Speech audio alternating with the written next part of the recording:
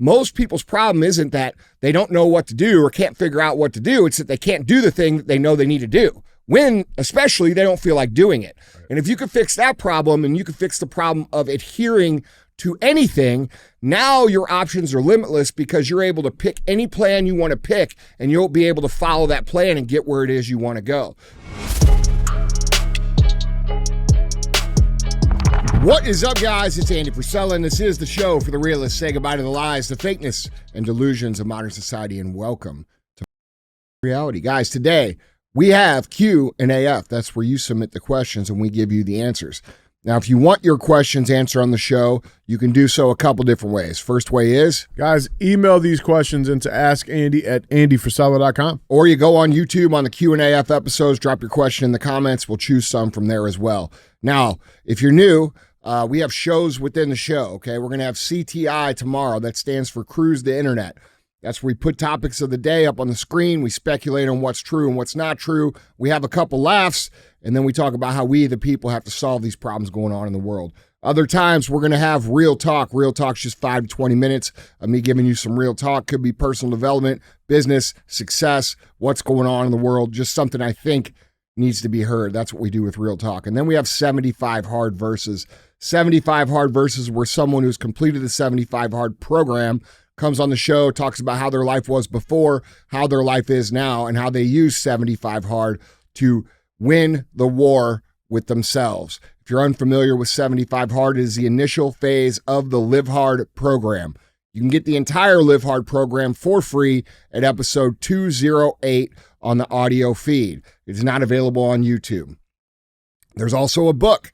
The book is available at andyfrisella.com. It's called The Book on Mental Toughness. It goes over the entire Live Hard program.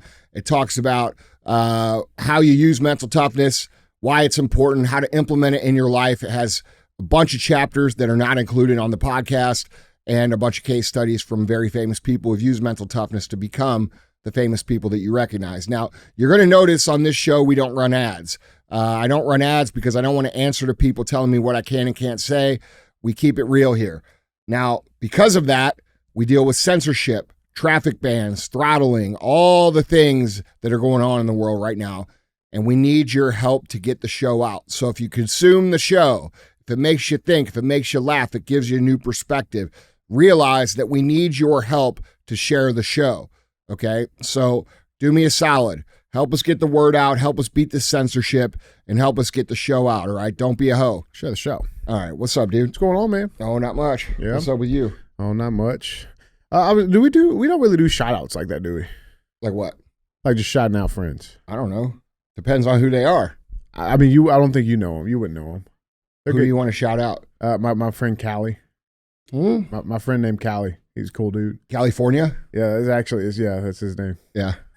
He's cool. What are you talking about? Huh? What? No, I'm just shouting out my friend. Okay. Yeah. That's it. All right. How you doing? I'm good. Who the fuck is that? That's just one of my buddies, man. We have a little group together. What, is it one of those special groups? Yep. Yeah. Mm-hmm. Those special nighttime groups? Yep. That's what that is, actually. Yeah. You like sword fight and stuff? He wishes. Yeah, probably. I bet you wish. What's going on with you, though? Nothing, man. Let's make some people better. Let's get this week off. Let's on the right foot here. Well, to no surprise, I got some good ones for you. Oh, I'm shocked. We got some good ones here. How many good ones? I got 3 good ones. All right. 3 good ones for you. Guys, Andy, let's get better.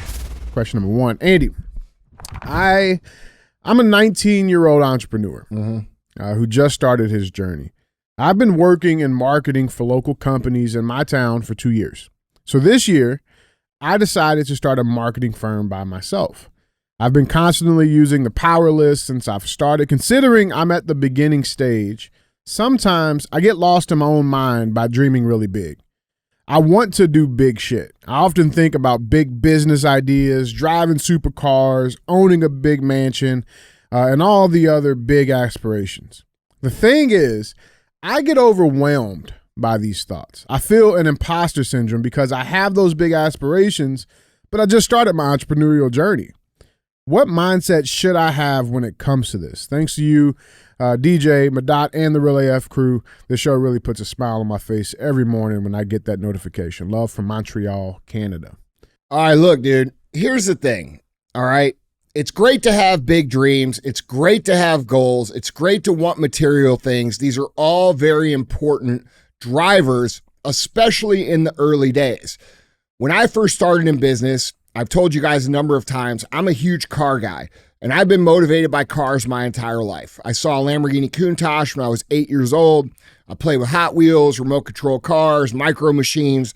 Cars have always been a huge driver for me. And we have a lot of people out here who say, oh, materials, things are not good and all these things. Bro, you can't listen to these people. They don't know what they're talking about.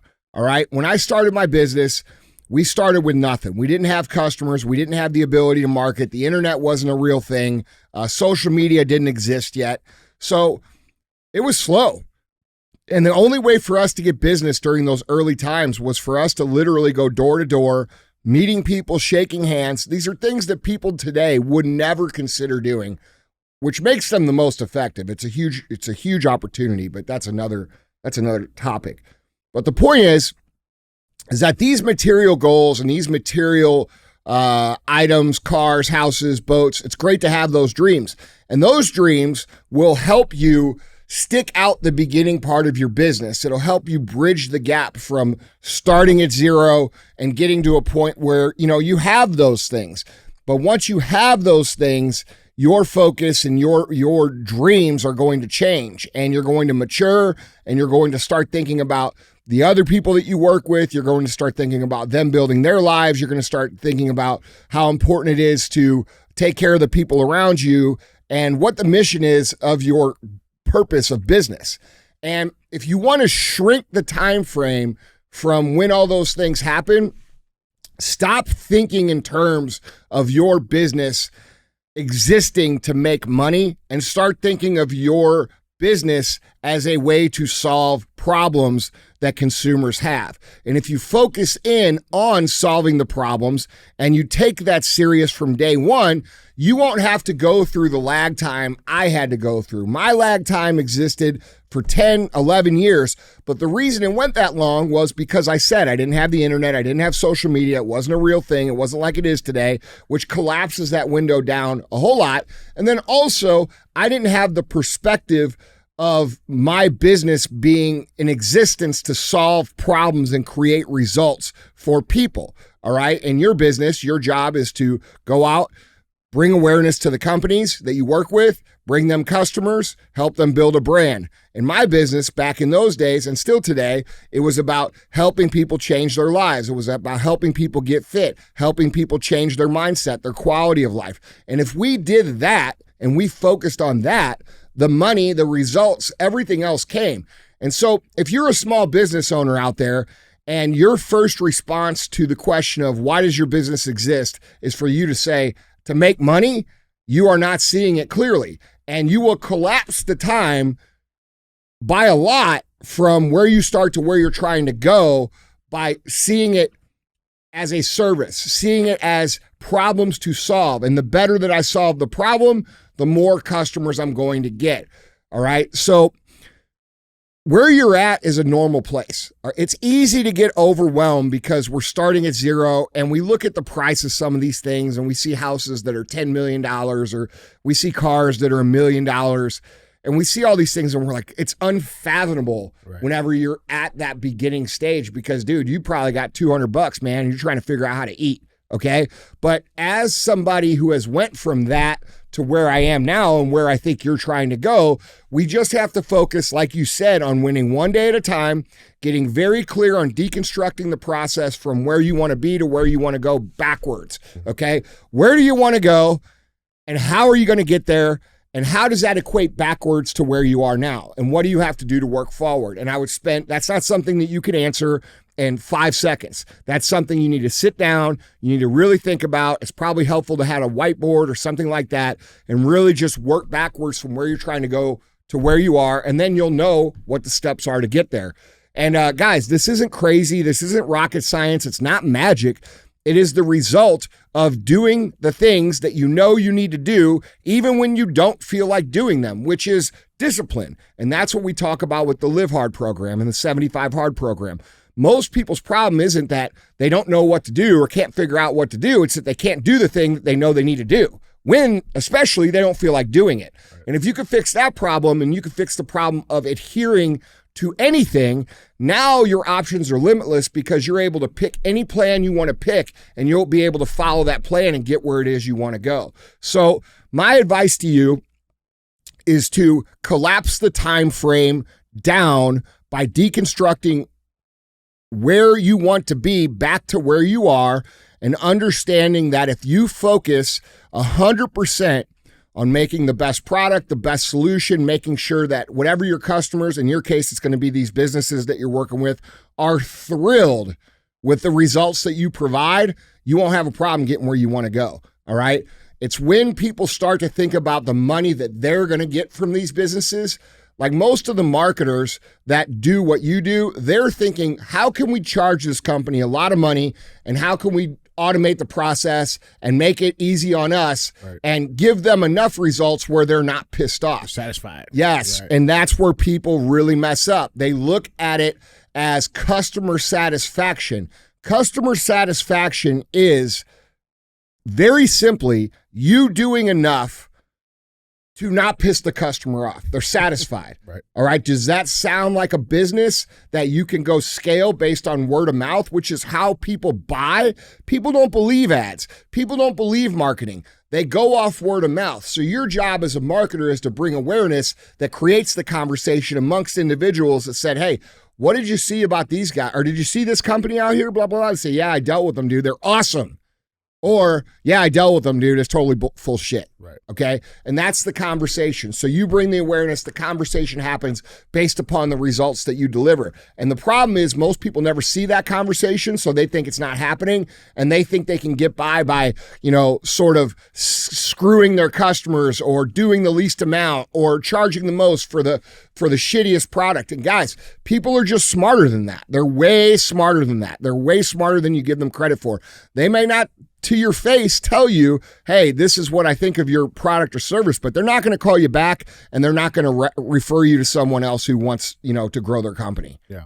Let me ask you this, because I feel like we've had talks before, and you've mentioned this, and I'm probably not going to say it as eloquently as you will, but you said something to the effect where, like, those, in that 10-year span of time, right, mm-hmm, where you had nothing, mm-hmm, wasn't really making any money. Sometimes all you had was those visions and dreams, yes, of the Countachs. Yes. Can we talk a little bit about that? Yeah. I mean, dude, there's a lot of people out there. I actually argue with Gary Vee about this quite a bit, because Gary is from New York. He doesn't drive cars. Can't drive cars. Yeah, that's right. He's never been around car culture. So there's been some times, and I love Gary, by the way, but there's been some times where we've had some back and forth, because he's shitting on these. He's like, man, you go out, and other guys do this too. They say, oh, you want to be broke? Go buy cars. Well, look, yeah, that's one way to look at it. Or you could look at it like, for me, where I was passionate about cars my whole life, and because I wanted to have these kind of cars, I worked my ass off. And as I worked my ass off and I created more and more and more jobs, all right, I became more successful. And now, because I've hit all those financial goals and I have all the material shit that I want, somewhere along the line, and I could tell you exactly when it was 2014 for me, it flipped from I need to win to I need to help my team win. I need to focus my effort on them. I need to help them grow. I need to help them. And so, this whole thing of like these material goals are selfish, they only are selfish if you never convert over to the bigger purpose and the bigger mission.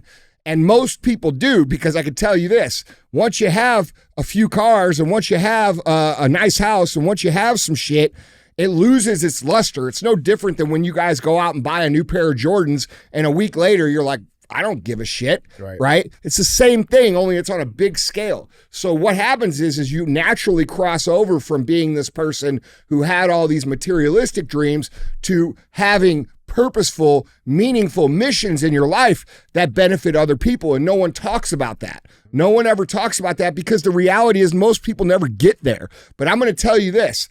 There are a gazillion times I wanted to quit. I can't even tell you how many times, bro. Literally almost every day for the first 10 years. Because, dude, we're doing all this work. We're not making any money. Not seeing anything. Not getting anything, dude.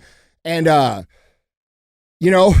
those visions and those goals are the things that keep you going when, you don't feel like keeping going. And, people either get that or they don't. But I'm here to tell you, and this is the truth, and you shouldn't listen to any single person that tells you anything like that your materialistic goals are selfish or they're self-centered or they're immoral or bro, that's fucking loser talk. All right. Losers say that shit because they're never going to have it. They don't think of the big picture. When you have big goals and you have big dreams and you do all these things, you become, it's the same thing we talk about all the time. You got to be selfish before you're selfless. Right. And that has to be a natural progression of your life. And it has to happen in reality. So most people never talk about this. Most people never talk about switching over from, goals for yourself to goals for everybody around you. And the truth is, when you make that transition over, it gets way better. It's way more fun. It's way more fun to see your friends win, your people win. It's way more fun to see people that work for you go out and buy, $1 million, multi-million-dollar homes and drive nice cars. That shit is awesome. It is the coolest thing ever. But nobody ever talks about that. Right. Right. So man, those visions and those dreams, this is why I'm a big believer in vision boards. As much as people, might shit on them and say, oh, you don't fucking, you don't need it.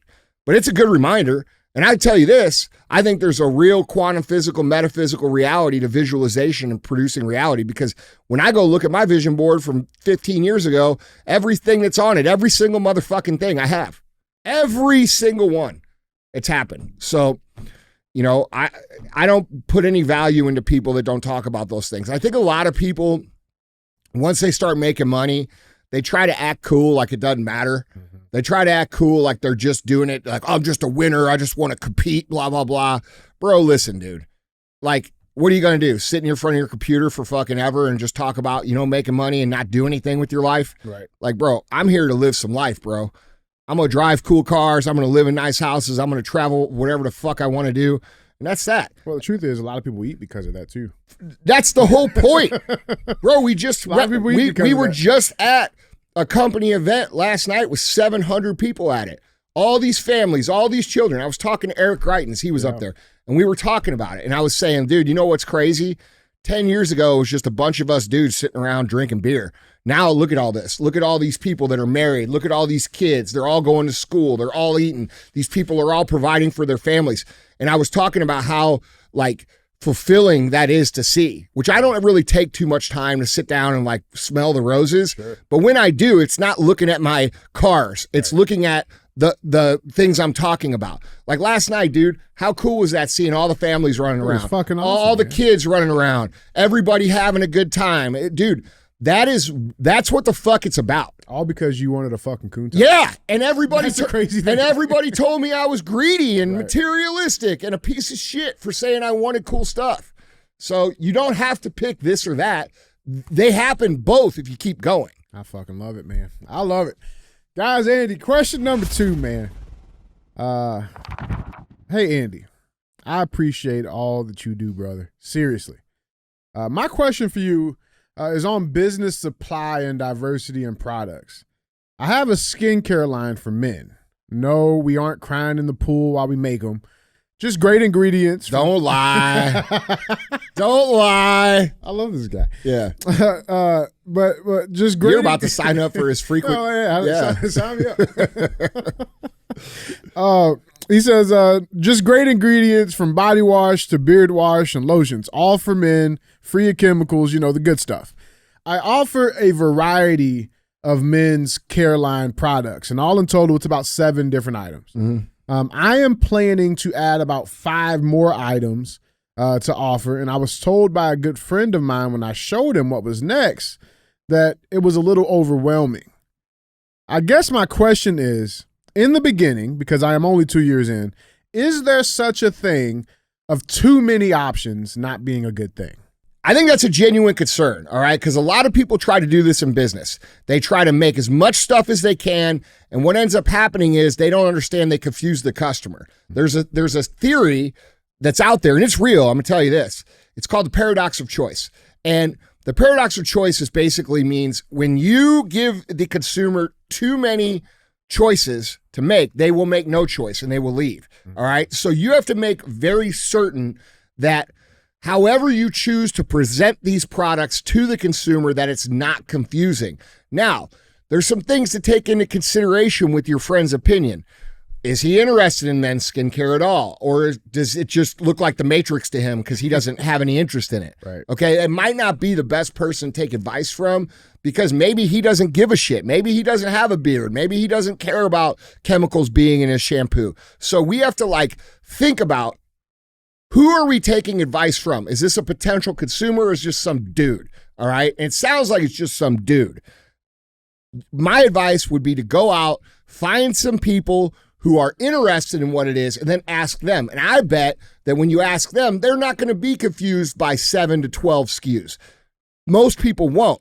But if you do this, if you say, hey, I've got this beard wash and it comes in this one that makes your beard a little bit softer, this one that makes it extra soft, this one that makes it, people will say, fuck, this is too confusing. I just want give me the beard wash, right? Like that's what it comes down to. So, yeah, it's a real thing to confuse your customer, and it will push them out the door, no question. There's all kinds of analytical data that you could find about this, especially in e-com, where the more choices, the less conversion, the more clicks through a website, the less conversion. It's all based around the same principle, which is people get confused pretty fucking easy. So I don't think if every SKU that you have is a different SKU, like let's say one's for hair, one's for body, one's deodorant, one's for beard, that's not going to confuse somebody. But when you have 4 different beard washes and 5 different deodorant, that's going to confuse people. People aren't going to buy it. Right. Okay. So that's how you should be thinking about it. I wouldn't put too much into what that guy says unless he is a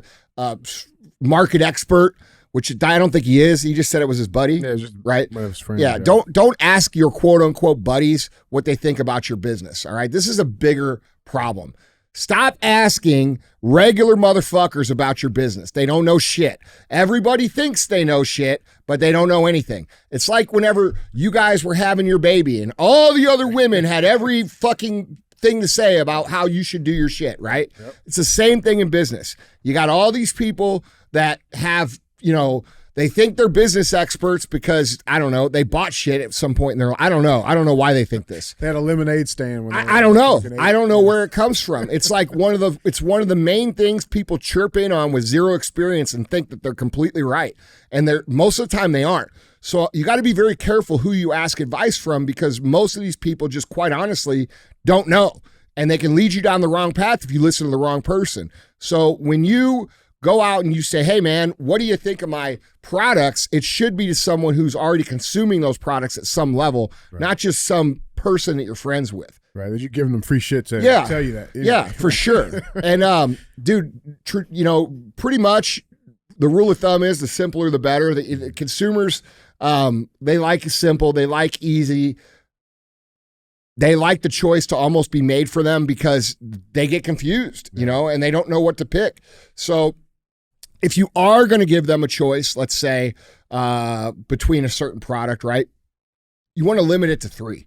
Okay, that's it. That's the human brain can basically process 3 options. If we're talking about competitive products like other brands, it's going to be good, better, best. What's the decent? What'll get it done? What's the in between? And what's the absolute best? And most consumers fall into one of those 3 categories. And then when we talk about SKU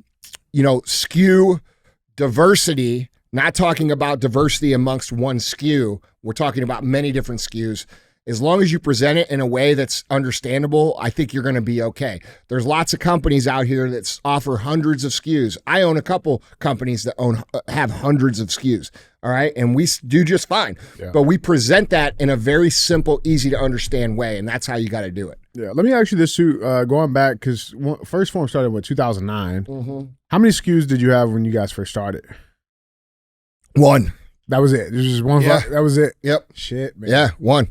And then we went to another, and then we went to another. And then listen, you got to remember, dude, we've never taken on investors. Like, this is all grown off of our money. Yeah. So we didn't have, and by the way, that was a huge blessing because, and a lot of people get really bitter about this. I was bitter about this my entire business career. I never got investors. I never had anybody give me a loan. I never had anybody float me. And I saw all these other people that own similar businesses where they had rich parents or they got an inheritance or they got finance or they raised capital. And the thing is, I'm very thankful that I wasn't one of those persons because I had to get very creative, and which caused me to learn all the skill sets at a very high level. And now, 10 years later, 20 years later, if those guys are still around, which most of them aren't from back then, the reason they aren't around is because they never had to use those skills and they ended up burning through their money, and that was that. So don't be upset because you're having to bootstrap your business. Look at it as an opportunity because in 10 years, you're going to have skill sets around marketing, product development, how to manage, how to lead, all these things that make up a real business. You're going to know very well where these people aren't because they always leaned on a new check, another investment, another raise, another this. Those people are not great entrepreneurs, dude. They're actually terrible. They don't know what the fuck they're doing. There's companies out here who have raised billions of dollars that are run by literal morons because those people have never had to run something from the ground up. So don't get upset. I know this isn't the question, but don't get upset because you have to bootstrap, because in the long term, you're going to know way more than everybody else and you're going to be way more effective than everybody else. So yeah. I love it, man. There's a lot to that, but at the end of the day, man, you're not the first company that offered 12 SKUs. You know what I'm saying? Right. Just make sure you make it simple, you make it easy, you make it clear. Remember, if you offer more than 3 choices of the same SKU, people's decision might be to walk away. It's likely to be. I like it.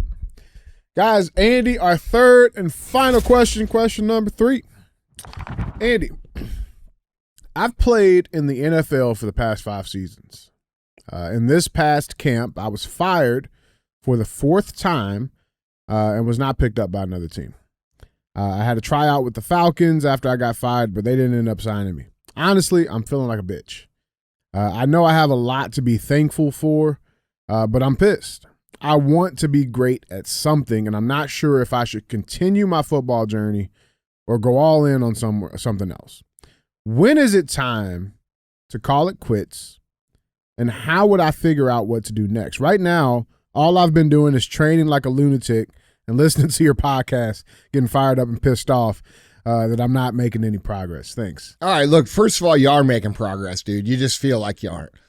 Football is one of the greatest games in the world because it is literally parallel to the principles of being successful in life. Okay, you're going to have to work really hard. You're going to struggle. You're going to get hurt. You're going to get punched in the face, metaphorically, sometimes literally. Yeah, like it's competition. There's high competition. Oh, you got to work with a team. All the skills of football are so parallel to business, and I'm so thankful that I come from that background. And the fact that you do and you've worked your way to that high of a level in that game shows me that you have complete understanding of what it takes to actually be good or great with a team. All right. Most people never have that perspective. Remember this. You've worked your ass off since you were a little kid to get all the way to the top. And by the way, you have gotten to the top. You were there for 5 years. All right. That's super commendable. And I'm not here to make, moral victories, but like, my dream was to play in NFL. You know how many snaps I played in NFL? Right. Fucking none. All right. So be thankful and be grateful for where you're at. Now you have a decision to make. Are you? And this is important. Are you genuinely good enough? Are you really good enough? Okay. And in business, when you face yourself with that question, am I really good enough? You have a lot of time to get better because you can play the game for your whole life. But in football, as we know, the career span is very short. And regardless if your end is now or if it's 3 years from now, you're going to have to start thinking about what you're going to do long term. I would highly recommend business because you're a competitive individual. You already know how to work. And it's a game, and it's a game. It is a game, okay? Once you get past the initial struggle of being able to eat and go out to a restaurant, order some food, and, you know, take people out to dinner, all the extra money above that is gravy money, all right? It just makes your life better. But what you have to understand is that that's a game that you could play your whole life, all right? And because you're already playing this other game, you know all the principles to play it forever. But in sports, bro, you have a limited window. We don't know how long that's going to be. And we got to be honest with ourselves. Can I compete? Am I good enough? Am I going to waste another 3 years trying to hang on? Because I wouldn't waste another 3 years in your 20s, dude, if you know you're not good enough. And this is not some fantasy shit. You know, this is not like, you're so good, you could do anything. Motherfucker, I believe in you. I can't dunk a basketball.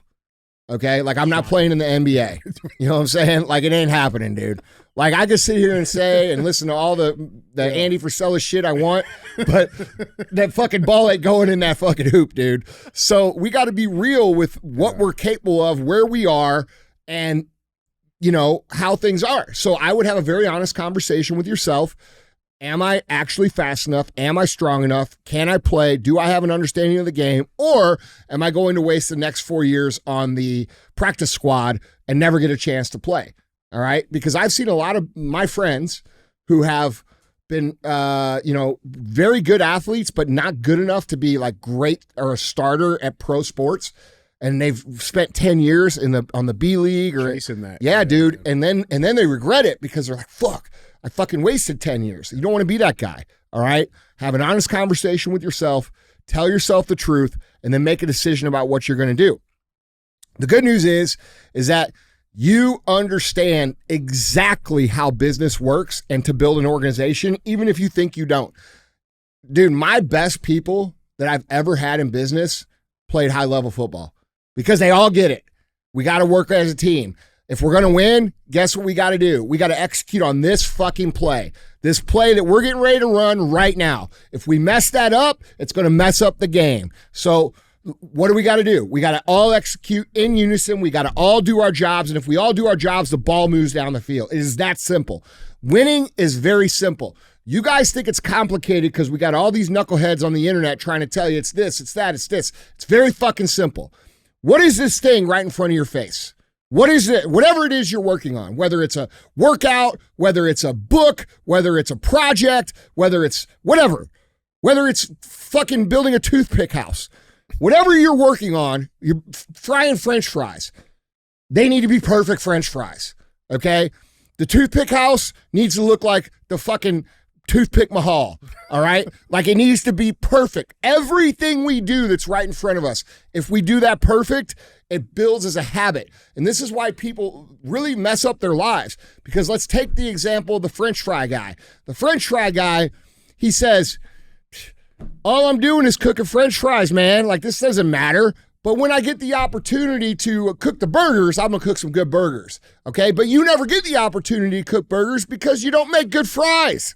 All right, so we have to understand, whatever it is that we have in front of us, we do that perfect. And when we do that perfect, we learn a new skill. And more importantly, we create a new habit of detail-oriented execution.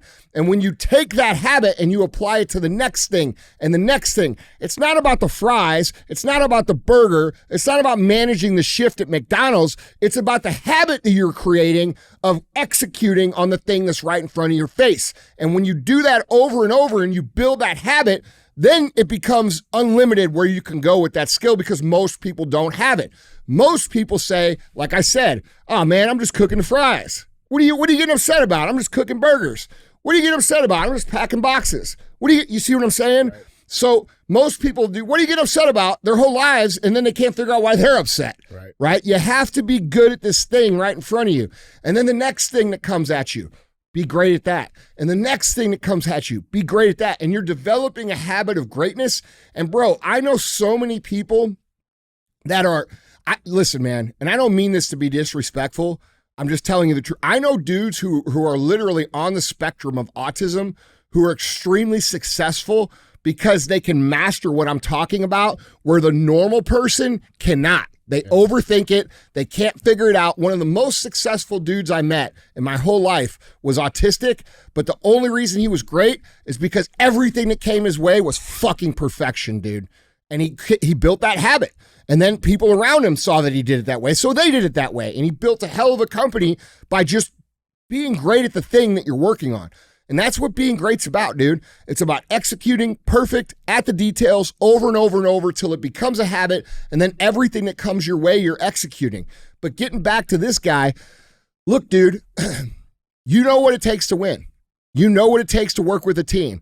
You know all this secret sauce that nobody understands, dude, and you should be very grateful to be where you're at with this because, dude, you just got a first-class education on what it takes to win in business. If we all execute the play, the ball moves down the field. If we all execute the next play, the ball moves down the field. If we keep executing the play, the ball goes in the end zone, points go on the board. We keep doing that over and over and over again. All of a sudden, we're winning championships, dude.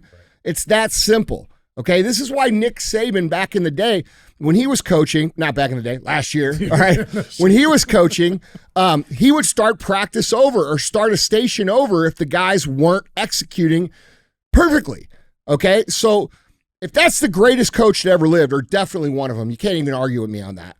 All right, he's in the books for sure. Yeah, he's one of the greatest coaches of all time. John Wooden, Nick Saban, Bill Belichick, Lou Holtz. These guys all have something in common. And you know what it is?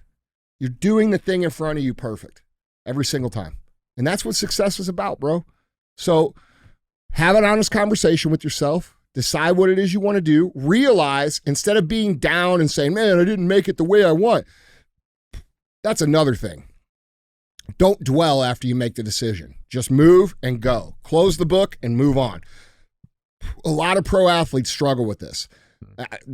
They close the book and then they can't find, and then they're lost. And they get into alcohol or drugs, or they ruin their lives because they can't find a new purpose.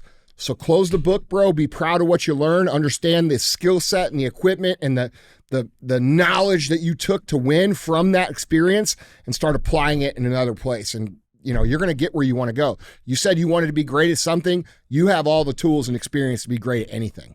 I fucking love it, man. I love it. That's a hell of a way to start a week. Yeah. Guys, Andy, that was 3. All right, guys, let's go have a good week. We'll see you tomorrow on CTI. Don't be a hoe. Share the show.